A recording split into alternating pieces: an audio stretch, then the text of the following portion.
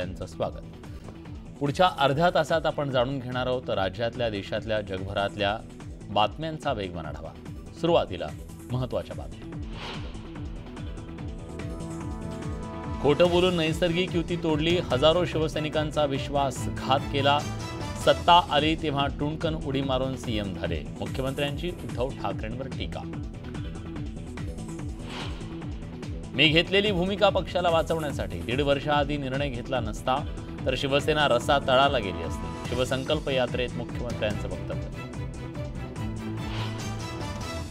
मराठी माणूस एकत्र राहू नये हा बाहेरच्यांचा कट, उद्या विदर्भाचा तुकडा पाडतील, जमिनी गेला तर पश्चाताप करावा लागेल, राज ठाकरेंनी व्यक्त केली चिंता।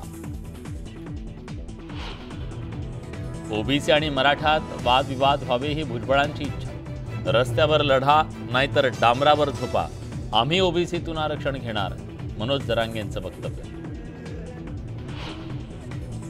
नांदेडमध्ये उद्या ओबीसी महामेळावा, छगन भुजबळ, प्रकाश आंबेडकर एका व्यासपीठावर येणार एकत्र।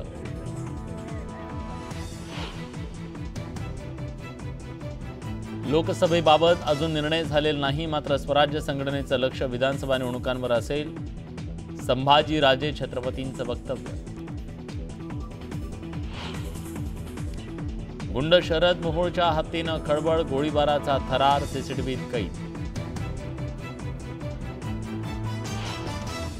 ईडी कारवाईला घाबरलो नाही, चूक केली असती तर देशात परतलो नसतो, बारामती ॲग्रो कंपनीवरच्या छापेमारीवर रोहित पवारांचं स्पष्टीकरण।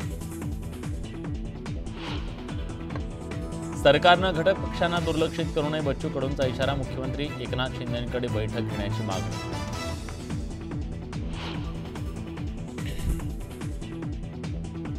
आगामी लोकसभा निवडणुकीसाठी जोरदार तयारी, नागपूर शहर काँग्रेसकडून इच्छुक उमेदवारांसाठी अर्ज वाटपास सुरुवात।